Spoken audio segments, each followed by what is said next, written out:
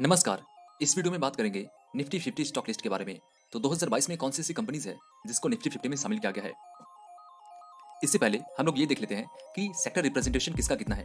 पहला है financial services, इसका जो वेटेज है वो है 35.17%।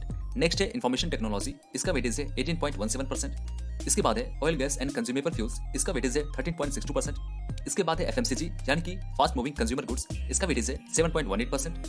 नेक्स्ट है ऑटोमोबाइल एंड ऑटो कंपोनेंट्स, इसका वेटेज है 4.80%। इसके बाद है हेल्थ केयर, इसका वेटेज है 4.4%।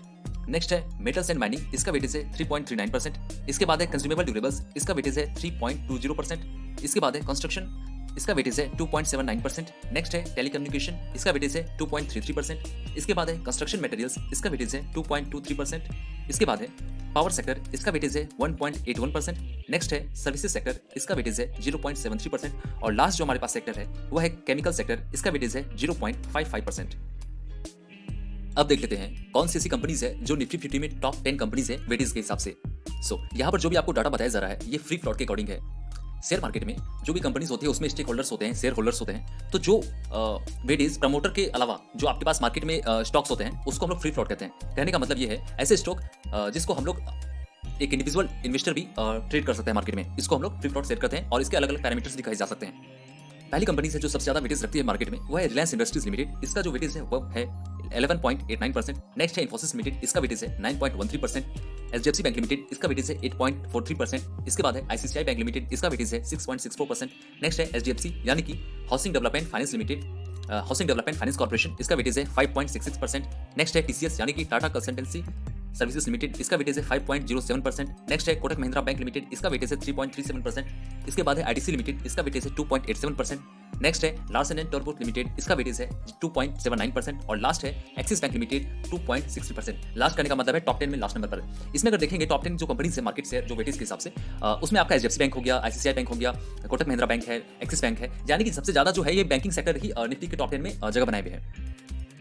आगे अगर चार्ट के हिसाब से देखें तो 1996 से लेकर के 2022 तक निफ्टी का बहुत ज्यादा ग्रोथ हुआ है। 2500 से नीचे 1996 में था और 2022 में ये 18,000 के आसपास भी चला गया था, लेकिन फिर से आकर के ये 17,500 के आसपास आ गया है और आने वाले समय में ये चेंज किया जाता है। 2022 में ये वीडियो है, 2023 में भी एक वीडियो बनाया जाएगा जो आपको निफ्टी 50 के बारे में बताएगा। अगर आप इस वीडियो को 2023 में देख रहे हैं तो आप उस वीडियो को जाकर के देख सकते हैं, लिंक आपको डिस्क्रिप्शन मिल जाएगा या फिर आप प्लेलिस्ट चेक कर सकते हैं। अब देख लेते हैं कौन सी ऐसी कंपनीज है जो निफ्टी 50 में शामिल है। यहाँ पर जो भी आपको डाटा बताया जाएगा ये अल्फाबेटिकल ऑर्डर में है, ऐसा नहीं है कि अडानी पोर्ट जो सबसे पहले आपको दिखाया जा रहा है इसका वेटेज सबसे ज्यादा है। ये जो भी डाटा है वो अल्फाबेटिकल ऑर्डर में है। पहली कंपनी है Adani ports and special economic zone limited, ये आपको फुल फॉर्म में कंपनीज के बारे में बताया जा रहा है और ये सारा डाटा जो भी आपको बताया जा रहा है इस वीडियो में ये सारा निफ्टी की एनएससी की ऑफिशियल सोर्स से लिया गया है। पहली कंपनी है Adani ports and special economic zone limited, ये सर्विस सेक्टर के अंतर्गत आता है और सिंबल आप साइड में देख सकते हैं। सिंबल से आप सर्च करेंगे गूगल पे तो आपको डाटा मिल जाता है और सिंबल से आप चाहें तो इसको कोट भी कर सकते हैं। नेक्स्ट है अपोलो हॉस्पिटल इंटरप्राइज लिमिटेड, ये हेल्थ केयर इंडस्ट्री के अंतर्गत आता है और अपोलो हॉस्पिटल इंटरप्राइजेज लिमिटेड जो ही यही स्टॉक है जिसको 2022 में शामिल किया गया है। नेक्स्ट है एशियन पेंट लिमिटेड, इसका जो इंडस्ट्री है वो है कंज्यूमर ड्यूरेबल्स। इसके बाद है एक्सिस बैंक लिमिटेड, ये फाइनेंशियल सर्विसेज के अंतर्गत आता है। बजाज किसके बाद 3 कंपनी है, पहला है बजाज ऑटो लिमिटेड, नेक्स्ट है बजाज फाइनेंस लिमिटेड और लास्ट है Bajaj Finserv limited. Bajaj auto limited आपका ऑटोमोबाइल एंड ऑटो कंपोनेंट्स बनाता है और बजाज फिंसर्व और बजाज फाइनेंस फाइनेंशियल सर्विसेज के अंतर्गत आता है।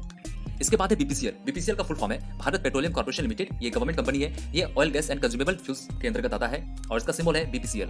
नेक्स्ट है भारतीय एयरटेल लिमिटेड, टेलीकम्युनिकेशन के अंतर्गत आता है।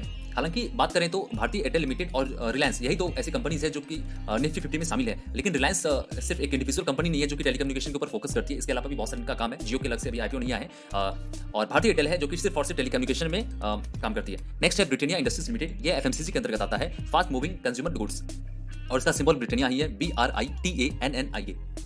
इसके बाद बात करें यह है सिप्ला लिमिटेड, यह हेल्थ केयर के अंतर्गत आता है। नेक्स्ट है कोल इंडिया लिमिटेड, यह oil gas and consumable fuels के अंतर्गत आता है। इसके बाद है डिविस लेबोरेटरीज लिमिटेड, यह हेल्थ केयर के अंतर्गत आता है। नेक्स्ट है डॉक्टर रेड्डीज लेबोरेटरीज लिमिटेड, यह भी हेल्थ केयर के अंतर्गत ही आता है। इसके बाद है इचर्स मोटर लिमिटेड, यह ऑटोमोबाइल एंड ऑटो कंपोनेंट्स बनाता है। नेक्स्ट है ग्रासिम इंडस्ट्रीज लिमिटेड, यह कंस्ट्रक्शन मटेरियल्स के अंतर्गत काम करता है। इसके बाद है एचसीएल टेक्नोलॉजीज लिमिटेड, जिसको हम लोग एचसीएल टेक भी कहते हैं, यह इन्फॉर्मेशन टेक्नोलॉजी के सेक्टर में है। इसके बाद बात करें तो है एचडीएफसी बैंक लिमिटेड जो फाइनेंशियल सर्विसेज के अंतर्गत आता है और है next HDFC life insurance company limited, यह भी फाइनेंशियल सर्विसेज के अंतर्गत ही आता है।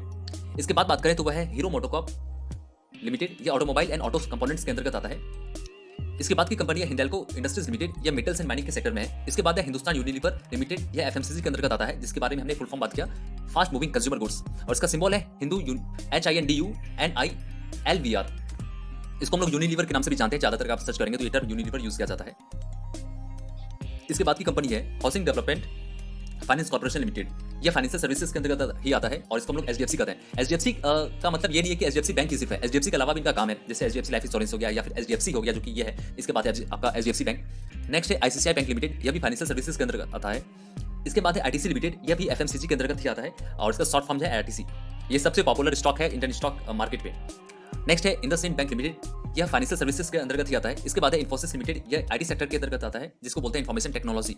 इसके बाद की कंपनी है जेएसडब्ल्यू स्टील लिमिटेड, यह मेटल्स एंड माइनिंग करता है। इसके बाद है कोटक महिंद्रा बैंक लिमिटेड, यह फाइनेंशियल सर्विसेज के अंतर्गत ही आता है। इसके बाद की कंपनी है लार्सन एंड टर्बो लिमिटेड, यह कंस्ट्रक्शन सेक्टर के अंतर्गत काम करता है और इसका शॉर्ट फॉर्म जो सिंबल है वह है एलडी। नेक्स्ट है महिंद्रा एंड महिंद्रा लिमिटेड, यह ऑटोमोबाइल एंड ऑटो कंपोनेंट्स के अंतर्गत आता है। इसके बाद की कंपनी है मारुति सुजुकी इंडिया लिमिटेड, यह भी ऑटोमोबाइल एंड ऑटो कंपोनेंट्स बनाता है। नेक्स्ट है एनटीपीसी लिमिटेड, ये गवर्नमेंट कंपनी है और ये पावर सेक्टर के अंतर्गत है। नेक्स्ट है नेशनल इंडिया लिमिटेड, ये एफएमसीजी के अंतर्गत आता है। इसके बाद की कंपनी है oil and natural gas corporation limited, यह oil gas and consumer fuels के अंतर्गत आता है और इसको शॉर्ट फॉर्म में हम लोग ओएनजीसी भी कहते हैं और इसका सिंबल भी ओएनजीसी है। इसके बाद की कंपनी है power grid corporation of India limited, यह पावर सेक्टर के अंतर्गत आता है और इसका सिंबल है पावर ग्रिड। इसके बाद की जो कंपनी है जो कि सबसे ज्यादा निफ्टी में वेटेज रखता है वह रिलायंस इंडस्ट्रीज लिमिटेड, यह है oil gas and consumable fuels. ये रिलायंस इसका जो शॉर्ट फॉर्म है या फिर जब आप सिंबल के बारे में बात करेंगे तो इसका सिंबल है रिलायंस, RELIANCE। इसके बाद की कंपनी है SBI life insurance limited, SBI life insurance company limited, यह फाइनेंशियल सर्विसेज के अंतर्गत आता है और इसका जो सिंबल है वो है एसबीआई लाइफ। इसके बाद की कंपनी है जो सीमेंट सेक्टर में काम करती है वह श्रीक सीमेंट लिमिटेड, यह कंस्ट्रक्शन मटेरियल्स बनाता है और इसका सिंबल SHREECEM है। इसके बाद की जो कंपनी है जो कि इंडिया का सबसे पॉपुलर बैंक है वह है state bank of India financial services और यह इसका जो सिंबल है वह है SBIN। इसके बाद की जो कंपनी है उसका नाम है सन फार्मास्यूटिकल इंडस्ट्रीज लिमिटेड, यह हेल्थ केयर इंडस्ट्री के अंतर्गत आता है। इसके बाद है TCS, जिसको हम लोग टाटा कंसल्टेंसी सर्विसेज लिमिटेड भी कहते हैं, ये आईटी सेक्टर के अंतर्गत आता है और इसका सिंबल है TCS। इसके बाद की कंपनी है टाटा कंज्यूमर प्रोडक्ट्स लिमिटेड, ये एफएमसीजी के अंतर्गत आता है और इसको हम लोग शॉर्ट फॉर्म में बोलते हैं टाटा कंज्यूमर और इसका जो सिंबल है वह है TATA टाटा CONSUM। इसके बाद की कंपनी है वह टाटा मोटर्स लिमिटेड, इसका जो सेक्टर है वह है ऑटोमोबाइल एंड ऑटो कंपोनेंट्स और ये टाटा मोटर्स का सिंबल है। इसके बाद की कंपनी है टाटा स्टील लिमिटेड, यह मेटल्स एंड माइनिंग में काम करती है। नेक्स्ट है टेक महिंद्रा लिमिटेड, यह इन्फॉर्मेशन टेक्नोलॉजी के अंतर्गत है। इसके बाद की कंपनी है टाइटन कंपनी लिमिटेड, यह कंज्यूमर ड्यूरेबल्स के अंतर्गत आता है। इसके बाद की कंपनी है UPL लिमिटेड, यह केमिकल इंडस्ट्री के अंतर्गत है। और लास्ट सेकंड जो है वो है अल्ट्राटेक सीमेंट लिमिटेड, ये कंस्ट्रक्शन मटेरियल्स के अंतर्गत काम करता है। और लास्ट जो है निफ्टी 50 की कंपनी अल्फाबेटिकल वाइज वो है विप्रो लिमिटेड, इसका जो सेक्टर है वो है आईटी सेक्टर, जिसको हम लोग इन्फॉर्मेशन टेक्नोलॉजी सेक्टर भी कहते हैं। यही था आपका निफ्टी 50 का जो लिस्ट है और आने वाले समय में आपको निफ्टी से रिलेटेड और भी वीडियोस बनाए जाएंगे और स्टॉक मार्केट से रिलेटेड। अगर आपको वीडियो पसंद आए तो इस वीडियो को लाइक कर सकते हैं और अगर आप इसी तरह के स्टॉक मार्केट फाइनेंस से रिलेटेड वीडियोस चाहते हैं तो इस चैनल को सब्सक्राइब भी कर सकते हैं। Thanks for watching.